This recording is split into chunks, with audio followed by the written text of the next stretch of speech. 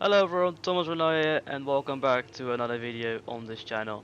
Today we are here for another elevating video uh, of PSGL, round number 4 around Jeddah, and yeah, we're looking to obviously get our first win ever in PSGL Tier 1. Still missing on it, it's been over a year since I joined this tier. On your screen right now are the standings after round number 3 of USA. Barry Bourne was still leading the way even though he DNF'd and retired in USA. Jay Benham in P2, ourselves in P3, and then a Jan Otmit and Walton Hughes. Pretty close behind us in P4 and P5. And our team member Tyler van Erven being quite unlucky and down in P14. But yeah, heading towards this race, once again the pace looked very strong in qualifying. And also in the race, was quite surprised actually. I didn't do race practice, but you'll see in the actual race that our pace, especially in the race, was yeah, really strong. So looking forward to this one. I hope you guys will enjoy this race as well. And yeah, into Q1, aiming to do one run, obviously, save our tires for Q2 and Q3, and that's going to be very crucial to hopefully get a lap on the board. That is going to be enough to get us safely through into the second part of qualifying. Uh, so yeah, just about to warm my tires slightly before I start my Q1 lap. I want to be at least above 82 degrees. As you can see, they are exactly on 82 at this moment in time, but ideally we want to be a bit warmer tires. So doing a little bit of wheel spin to warm the race ever so slightly to get a bit better tracking of this corner. And as you can see, still getting a wheel spin, so yeah, the temps are not quite there, but on the straight you can see on the very bottom, tires are all the way up to 84, 85 degrees Celsius. So heading towards turn 1, braking at the 100th, make sure to cut these two corners as much as possible. Don't get also in the exit because you will spin the car around, but doing it pretty nicely. Then braking just before, I believe it was the last reference point, is it a 50 100, I'm not too sure. And then through here, all about just throwing the car around and not invalidating the lap, especially through these two corners on the entry and the exit. But doing that very nicely. And the first sector is actually a 7.68, which is I think near my PB in Q1, which is very good. Once again, I didn't much practice for this, so the pace was definitely not extremely fast in qualifying. Didn't quite maximize it, but it was still very strong. Now moving on to sector 2, you can see slight tap on the wall, but I don't think it gave me damage, and we're still continuing on with our lap. Water use crossed the line with a 27.234, and second sector split we do a 1 minute 0.022, which is on for 0.1. 27.1 maybe 0.2 if we don't quite get the last sector right. But if we could just slow the car down and just hit the apex, we are gonna go quickest, and you can see on there they're doing it very nicely.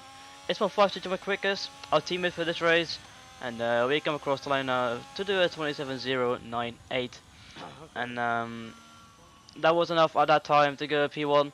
Now on your screen are the Q1 results is LV Butcher that eventually just beat us in his first run as well, so he didn't have to go again. Barry Borman actually did have to go out for a second run. I believe at the time he was like 11th quickest, and his time would have put in P15 if I'm not mistaken. So he had to go out again. I don't think Jake, Luke, and Wilson had to go out again. Same with Alvaro. And yep, great start qualifying so far. Moving on to Q2. Bit of a spoiler alert, this is going to be my only lap in Q2 because this was a really good lap. So once again, moving on to DRS, having a bit of a wider line to maximize the straight line speed for this straight. We're a bit close actually to the Alfa Romeo up ahead of I believe it was Danny Veresne. So hopefully we don't get distracted as too much. You can also see on top left we're already quickest, and that's because we did a used tire run before this. But that doesn't really matter. We just want to have the quickest lap times today. It's my Pookie goes quickest with a 27.0, which is okay.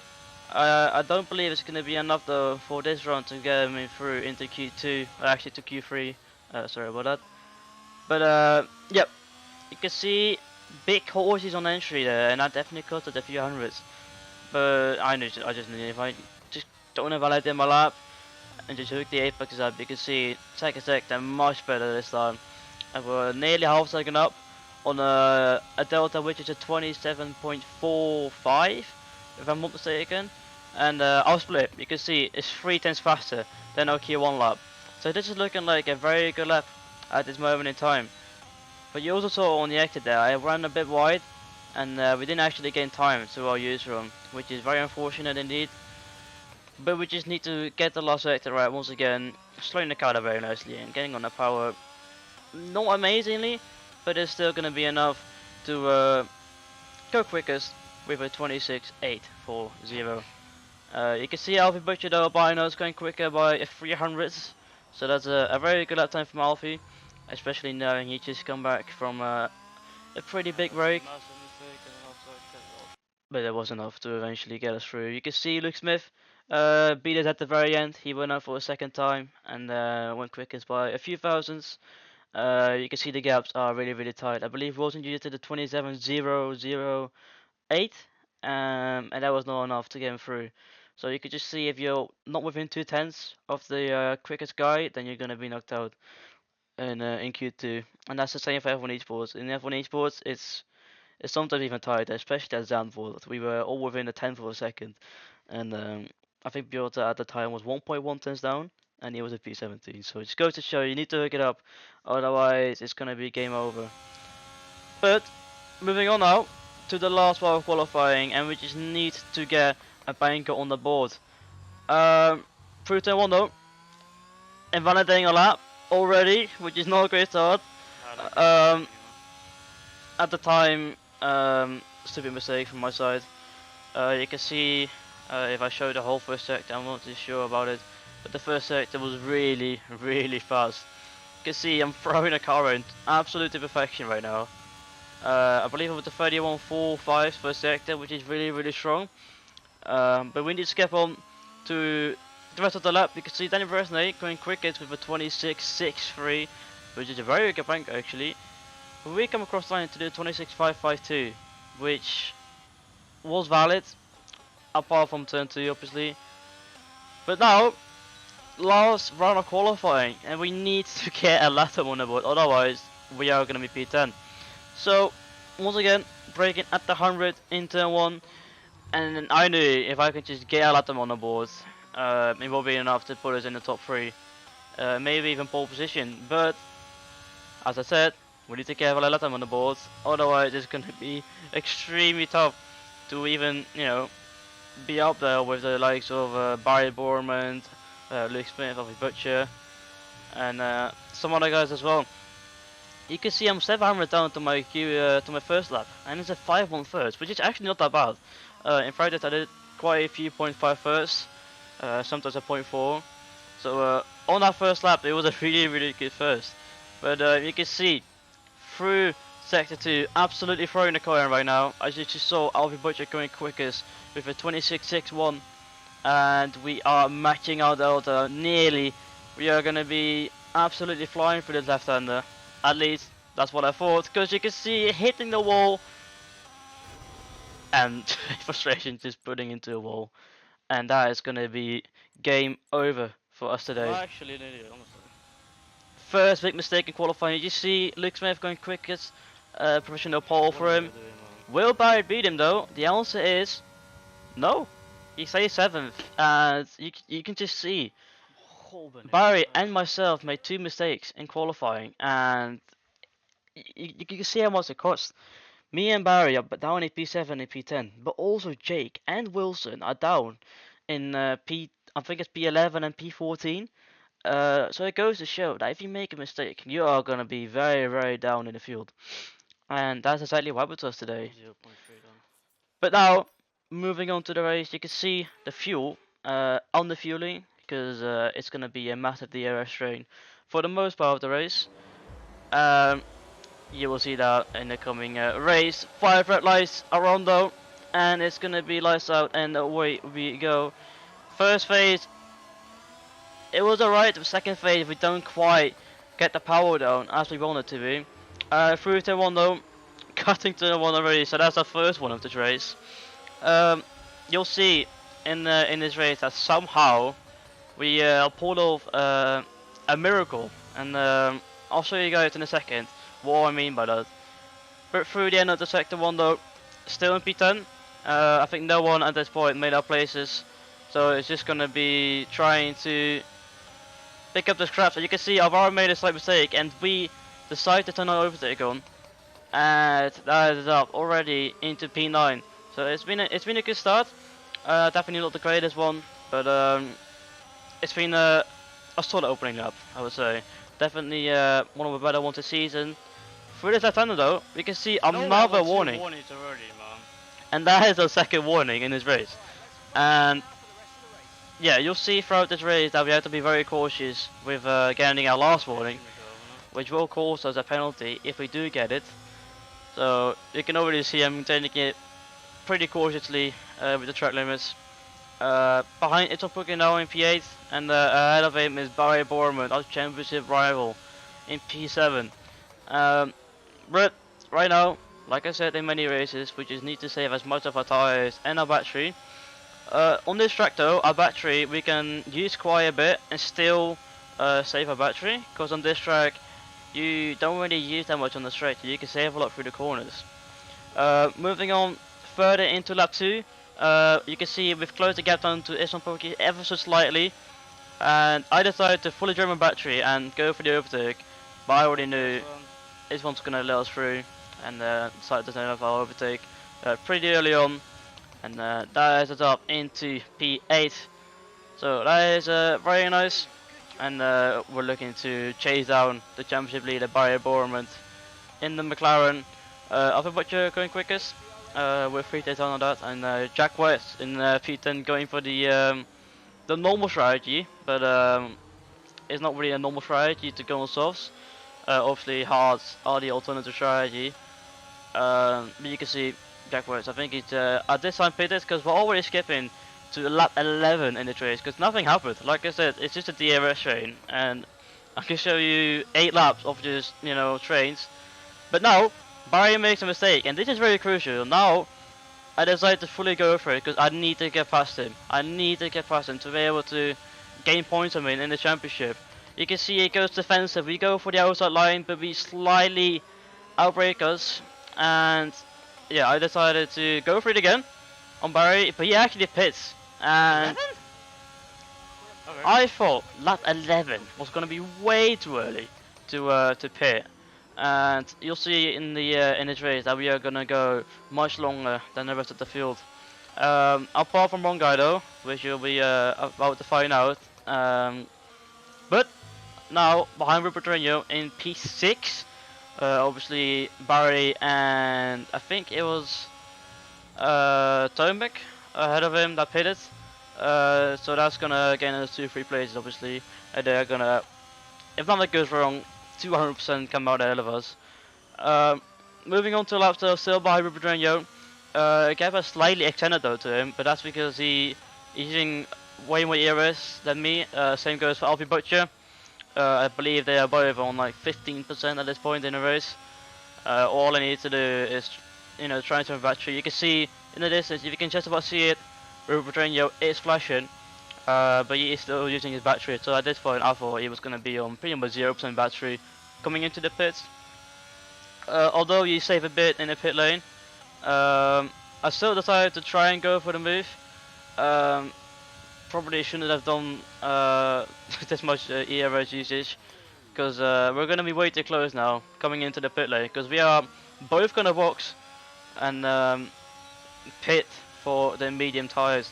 Also you can see taking it cautiously in the pit lane, don't want to get damaged, and that's safely through into the pit lane. Gonna put on the medium compound tires, like I said. Same goes for everyone else. On the bottom left of your screen, you can see Harvey Cowan gets through and is gonna be in provisional P2, where Jake Burnham staying, the only guy staying out in this race, doing the pit lane once again pretty cautiously, and we dropped all the way down to P12. Still a few people yet to pit, including Jake and Harvey, so that's gonna be us in the net P10 this race. But Hot being so far down the field, it's gonna be very hard to overtake. But as you see, Barry Borman and Danny Brezhnev crashed. No And way. this is so crucial for the championship. Of course, at the time, Barry actually just crashed? I was so confused because I didn't know what happened. I believe Barry hit the rear of Danny Not sure. and spun him around. I also believe Barry didn't expect him to slow down him as much.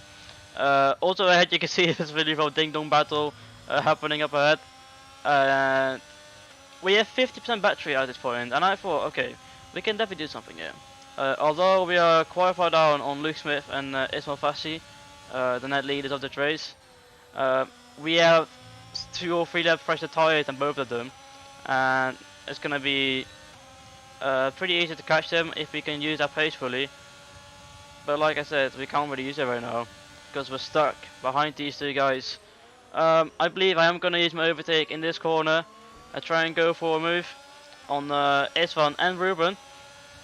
You can see Isvan is going for the move on Ruben. I decided to turn on my overtake and go for the move on Ruben. Can we go around the other side of Isvan? No, we can't. But he breaks too deep, pushes up ever so slightly, but that's all fair and square. And we still stay ahead of Ruben Petrino. So that's it up into P8. With still 1 guy to cross to pit this lap actually, which is Harvey Cowan. So net P7 at this moment in time, and with everyone flashing up ahead, pretty much everyone is flashing up ahead, we can save our battery even more and be able to close the gap down to the rest of the field. You can see the gap to the lead has slightly decreased from Luke Smith and Ismail Fassi, but that's because Harvey Cowan is holding up a whole gang of cars right now, and that is not gonna help our progress in this race. You can see though I'm using my battery there to close the gap down to Isvan Puki. Why did I use it? It's because I want to close the gap down to this left-hander and be able to get very close to him. And I don't have to use much of my battery to be able to overtake him. You can see doesn't have the errors, and I instantly decided to turn him overtake. Use quite a bit more errors to get past, but it was crucial to eventually get past him because we need to close the gap to the pack ahead. At this moment in time, my pace was very strong. Are we gonna set the fast up this race? No, we don't. We actually brought that down at Alfie. Need to stay ahead of the Isman Puki, which we managed to do so. As you can see, ahead, Tomek and Alvaro having a ding dong battle once again, and it is only gonna help us close the gap down. Because you can see Tomek has to back off fully and loses a few tenths in the process, and we are right on the tail now. Being 1.5 seconds down on both of them, we are now right behind them, and it is gonna be very crucial for our race because both of them and pretty much everybody ahead, apart from Alfie Butcher, have worse tires than us. You can just about see that Tomek is flashing, and I thought, right, I'm gonna fully drain my battery, and I need to get past all these 3 cars, ideally, to catch the cars ahead. You can see I'm turning off my overtake because I can't really go anywhere, so there's no point using my battery. You can see Alvaro dives up the inside, Tomek gets Harvey, and yeah, this has worked brilliantly for us. You can see we're up to P4 now, and this has worked like a treat for us. We are 2.5 seconds behind though on Alfie Butcher and the train of Luke Smith, but we are gonna look and try and close the gap down to that train. You can see 2 laps later we have managed to get the gap to 1 seconds. And are we gonna get the race? Yes, we are, and this is crucial for our race once again. Having the DRS still above 20% ERS though. I didn't want to use as much ERS to catch the cars ahead. The guys behind though are still sticking with me, so I still need to pay attention to the cars behind, especially Alvaro. It was pretty fast. You can also see up ahead, Alfie I believe is using his battery right now, and we are going to lose the DRS this lap, but that's not a big issue for us. We just don't need to use our battery.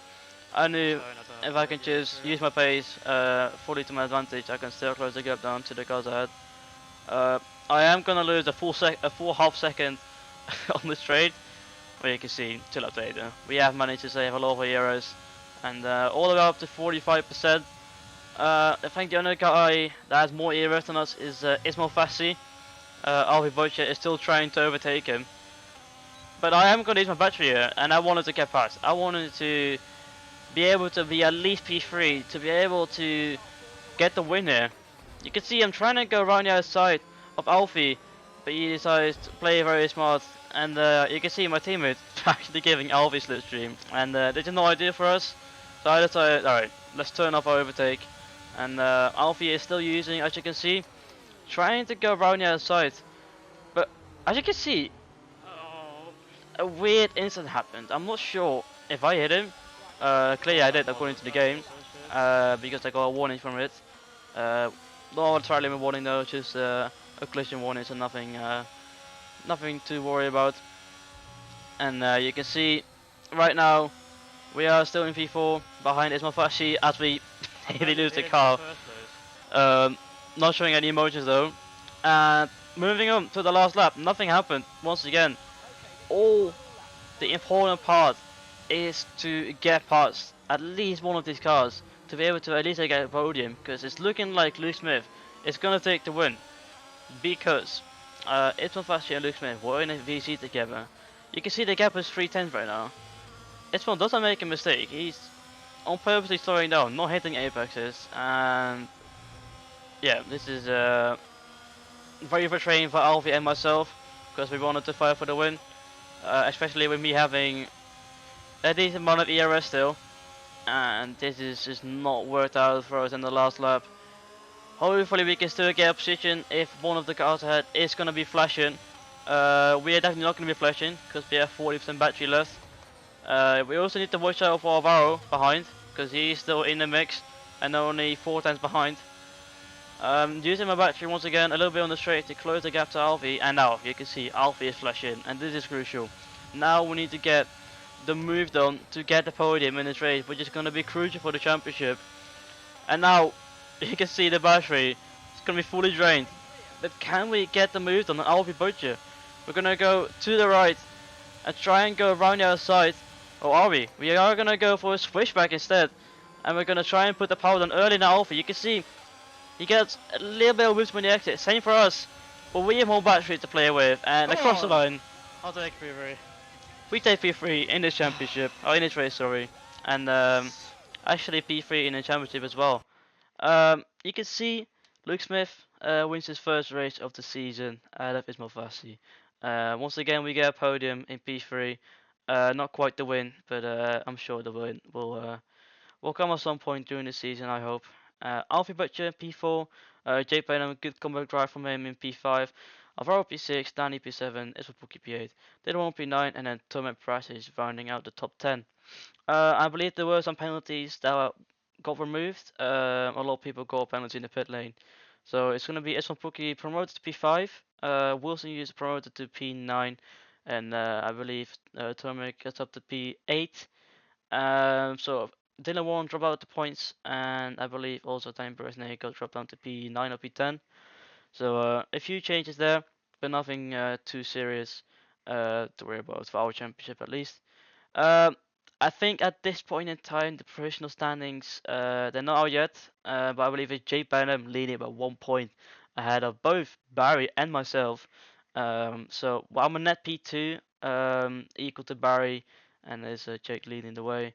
But it's gonna be a three-way fight, maybe even a four-way fight, because Luke Smith, I believe, is also 2 points behind us. So that's gonna be very fun to see how that plays out until the end of the season. But I reckon we'll have a very good chance of winning it. But of course, you never know what can happen, so we have to wait and see. Anyway, I hope you guys enjoyed. Once again, make sure to like and subscribe if you haven't already. And once again, I'll see you guys in the next one. Ciao, ciao.